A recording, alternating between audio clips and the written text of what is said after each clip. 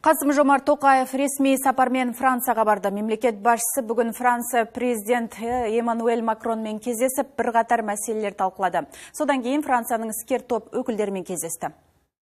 Франция батыс елдерінің арасында ең алғаш болып 1992 жыл 25 қаңтарда Қазақстанның егемендігі мойындады. Мемлекет басшысының Ресейден кейінгі сапарының Еуропада жалғасуына қатысты әлемдік сарапшылардың пікірі әр алуан.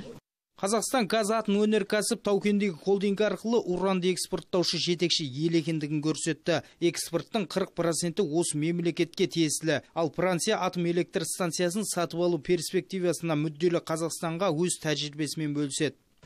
Франция президенті Эммануэль Макрон ақштағы кездесуін кейінге қалдырып, Қазақстан президентін өзі күтіп алып, ерекше құрмет көрсетті. Кеңейтілген құрамда келіссөз жүргізді. Айта кету керек, Франция 2005 жылдан бері Қазақстан экономикасына жалпы көлемі 17 миллиард доллар инвестиция құйып, ең ірі 5 инвестор елдің қатарына кірді. Соңғы 9 айда екі жақты тауар айналымы 2,5 миллиард долларға жетті. Бұл былтырғы көрсеткіштен 6,1%-ке жоғары. Францияның орталық Азия елдерімен жасаған сауда саттығының 90% Қазақстанға тиесілі. Қазақстан Францияға шикі мұнай, уран, титан, күкірт, сутегі, инертті газ, электр қозғалтқыштары мен генератор экспорттайды. Ал биылғы жылдың 9 айында Франциядан Қазақстанға импортталған тауар 8,1%-ке өсіп, 512,6 миллион долларды құрады.